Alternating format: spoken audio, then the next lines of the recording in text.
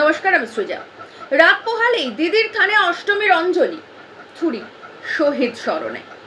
শহীদ এই বিষয়টার প্রতি আমাদের সকলেরই একটা আলাদা রকমের সমবেদনা বা সহানুভূতি থাকার কথা ছিলও হয়তো একটা সময়, কিন্তু এই যে সহানুভূতিটা চলে গেছে, এই যে সমবেদনাটা শহীদদের প্রতি চলে গিয়ে বিষয়টাকে একটা খিল্লি বা খেউরের জায়গায় পৌঁছে গেছে, সেটার দায় কিন্তু অবশ্যই মমতা ব্যানার্জির এবং অবশ্যই তৃণমূল কংগ্রেস কর্মীদের। কারণ এই যে শহীদ, যে বিষয়টা আসলে দুঃখের, আসলে যন্ত্রণার, সেটাকে কর্পোরেট কমার্শিয়ালাইজড করে, সেখানে পাগলু ডান্স করে, সেটাকে ভোটের প্রচারের হাতিয়ার হিসেবে সেই মঞ্চটাকে ব্যবহার করে মমতা ব্যানার্জি নিজেই আসলে শহীদদের প্রতি যে সম্মান দেওয়া দরকার সেটা মানুষকে ভুলিয়ে দিয়েছেন। আর বাকিটা করেছেন ওনার দলের কর্মী সমর্থকরা। যেমন ইতিমধ্যেই আমরা দেখতে পাচ্ছি, মানে গত দুদিন ধরেই দেখতে পাচ্ছি, বিভিন্ন দূর দূরান্ত থেকে তারা আসছেন বাসে চেপে রীতিমতন ডিজে বাজিয়ে চিকনি চামেলি গান গেয়ে নাচানাচি করে। তো এই যদি একটা দলের, একটা রাজনৈতিক দলের শহীদ স্মরণের মঞ্চের ব্যবহার হয়, শহীদ স্মরণের এই যদি ব্যাকগ্রাউন্ড হয়, এইভাবে যদি শহীদ স্মরণ করা হয়, তাহলে খুব স্বাভাবিকভাবেই আমরা যারা এ রাজ্যের মানুষ, যারা রাজ্যবাসী, যারা প্রত্যেক বছর এই ভাড়ামোটাকে সহ্য করি, তাদের কাছে বিষয়টা খিল্লি খেউর ছাড়া আর কিছু থাকতে পারে বলে মনে করি না।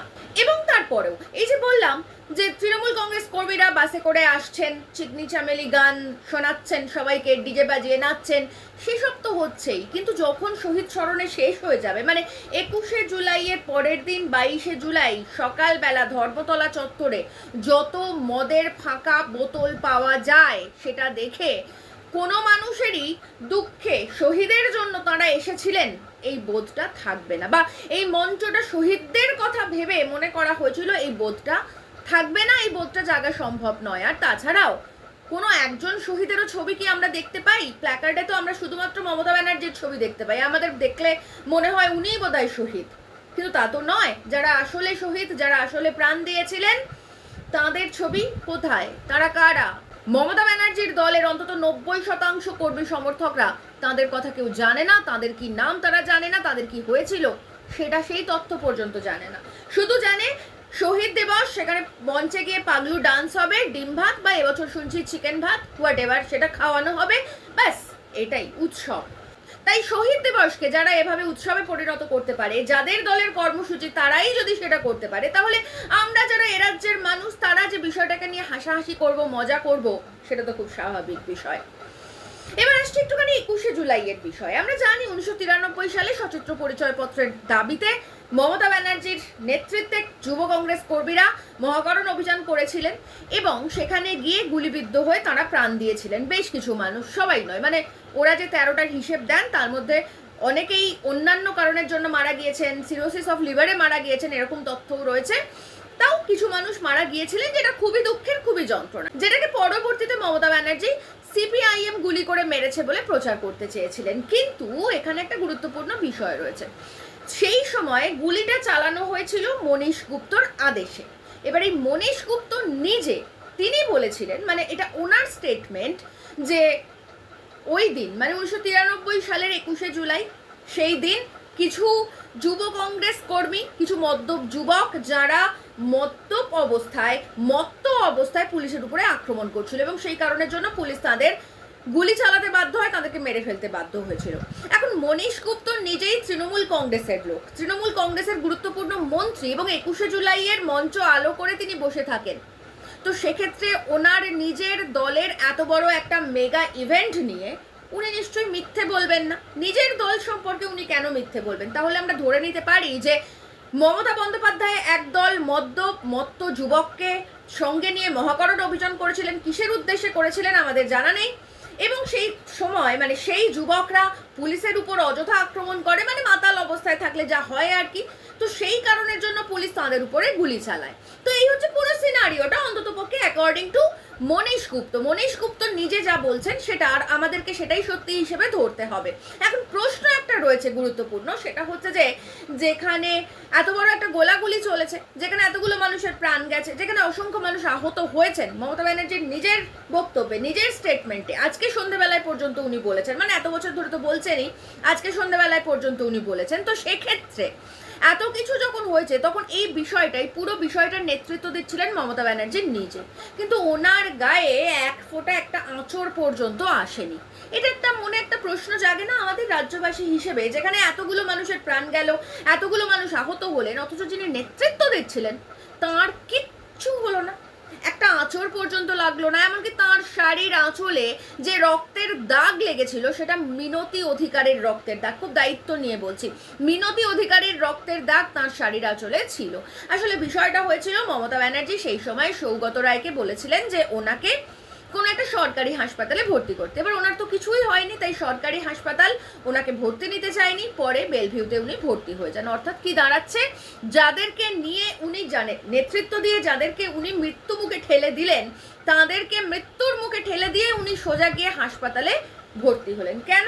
কারণ ওই একই, এখন যেমন বাংলা ভাষার জন্য উনি কোনো রকম আইনি ব্যবস্থা না করে, কোনো রকম বিধানসভা বা লোকসভায় আলোচনা না করে মিছিল করেন, আসলে ওনার ওই মিডিয়া প্রীতি, আসলে ওনার ওই ছবি তোলা, আসলে ওনার ওই গরম গরম ভাষণ টিভিতে দেখাবে, এই লোভ সেদিনও ছিল, এখনো একই রকম রয়েছে, আর সেই কারণের জন্যই এই সমস্যা। তো যাই হোক, এসব আমরা জানি, এসব আর নতুন করে বলার কিছু নেই, কারণ ক্ষমতায় আসার পরে উনি 21শে জুলাই নিয়ে একটা কমিশন পর্যন্ত বসিয়েছিলেন, সেখানে বুদ্ধবাবু, বিমানবাবু স্টেটমেন্ট পর্যন্ত দিয়েছিলেন, কিন্তু তারপরেও সেই কমিশনের রিপোর্ট বেরোয়নি। যাই হোক, এসব কথা বাদ দিলাম, কিন্তু আসল কথা হচ্ছে আগামীকাল তৃণমূল কংগ্রেসের মেগা ইভেন্ট, আর সেটা হচ্ছে 21শে জুলাই শহীদ স্মরণে। আর এই শহীদ স্মরণে এই মেগা ইভেন্টকে কাউন্টার করে আবার বিজেপিরও কালকে বড় একটা মেগা ইভেন্ট রয়েছে উত্তর কন্যা অভিযান। এবং সেটা কিসের জন্য না, কন্যা সন্তানদের সুরক্ষার দাবিতে। ভাবা যায়, যেখানে বিজেপি শাসিত প্রতিটা রাজ্যে প্রতিদিন মহিলারা ধর্ষিতা হচ্ছেন, তাদের গায়ে আগুন দিয়ে পুড়িয়ে মারা হচ্ছে, তারা নিজেরা বিচার না পেয়ে আগুন দিয়ে পুড়ে মরে যাচ্ছেন, এই সমস্ত ঘটনা প্রত্যেক দিন ঘটছে, যেখানে বধূ নির্যাতন, দলিতদের নির্যাতন প্রতিদিন নিত্য নৈমিত্তিক ঘটনা, সেই বিজেপি নাকি কন্যা সন্তানদের নিরাপত্তার কারণে, বিশেষ করে এই কসবা গণধর্ষণ কাণ্ডটাকে সামনে রেখে তারা নাকি কালকে উত্তরকন্যা অভিযান করছেন, এবং সেই নিয়ে বেজায় চটেছেন মাননীয়া। তিনি গোসা করে বলছেন যে ওনার একটা মেগা ইভেন্ট, উনি একাই বেশ আলোর বৃত্তে থাকতেন, প্রচারে থাকতেন, এরকম একটা দিন 21শে জুলাইকেই বেছে নিতে হলো বিজেপিকে। কেন সেই দিনকেই বেছে নিতে হবে? কেন ওনার সম্পূর্ণ আলোর বৃত্তটা না থেকে মাঝে মাঝে শুভেন্দুতে শিফট করবে? এটাতে বেজায় চটেছেন মাননীয়া, খুব স্বাভাবিক বিষয়। কিন্তু এবার প্রশ্ন হচ্ছে যে এই 21শে জুলাই দিনটাকে একদিকে মমতা ব্যানার্জি, তিনি দীর্ঘদিন ধরেই শহীদ স্মরণে, মানে অন্য দলের কর্মীদের স্মরণ করে উনি শহীদ স্মরণে হিসেবে একটা কর্পোরেট মেগা ইভেন্ট বানান। এখন বিজেপিও যেহেতু 26শে সামনের বছর ভোট, তার আগে একটা মেগা ইভেন্ট তৈরি করেছে, জোর করে তৈরি করেছে এই 21শে জুলাইয়ের দিন। ওই একই ব্যাপার, শুভেন্দুর মুখেও যাতে মাঝে মধ্যে আলোটা এসে পড়ে, আলোর বৃত্তে থাকতে পারেন, সেই কারণের জন্য, যাতে রাজ্যের মানুষ বোঝে যে না, বিজেপিও রয়েছে রাজ্যে, প্রতিবাদ করে। তো এরকম সব বিষয় আর কি। আর তার সঙ্গে আবার কংগ্রেসেরও একটা কিছু কর্মসূচি রয়েছে নদিয়াতে। তো সব মিলিয়ে কালকে আমরা দেখতে পাচ্ছি যে 3টে দলের কর্মসূচি রয়েছে। আর এরকম 3টে দলের কর্মসূচির মধ্যেই মানুষজন প্রশ্ন করছে, তাহলে বামেদের কোনো কর্মসূচি কি রয়েছে 21শে জুলাই? আর এখান থেকেই উঠছে আসল কথা, আসলে বামেদের না ওরকম কোনো বিশেষ দিন থাকে না কর্মসূচি। আমরা আজকে দেখেছি যে বাংলা ভাষা বাঁচানোর জন্য প্রতিটা রাজ্যে যেভাবে বাংলা ভাষীদের উপরে অত্যাচার হচ্ছে সেটার প্রতিবাদে আজকে মেদিনীপুরে মিছিল হয়েছে, আমরা দেখেছি গতকালও মিছিল হয়েছে, আমরা দেখেছি যে 9ই জুলাই কিভাবে ধর্মঘটের পক্ষে রাস্তায় নেমেছিল লাল পতাকা, এবং সেটা যে মিডিয়া, যে দিদি মোদির কেনা মিডিয়া বামেদের কোনো কিছু কভার করে না, তারাও বাধ্য হয়েছিল সেই দিনকার সেই যে ধর্মঘট সফল করার জন্য যেভাবে বামেরা রাস্তায় নেমেছিল সেটা দেখাতে। এছাড়াও প্রতিদিন প্রতি মুহূর্ত আন্দোলনে, প্রতিবাদে, প্রতিরোধে সব সময় রয়েছে বামেরা। বামেদের না আসলে ওই একটা বিশেষ দিন, একটা বিশেষ ইভেন্ট, একটা অষ্টমীর অঞ্জলি বা দশমীর বিসর্জন লাগে না। লাল পতাকা সব সময় রয়েছে, সর্বত্র রয়েছে, সব জায়গায়।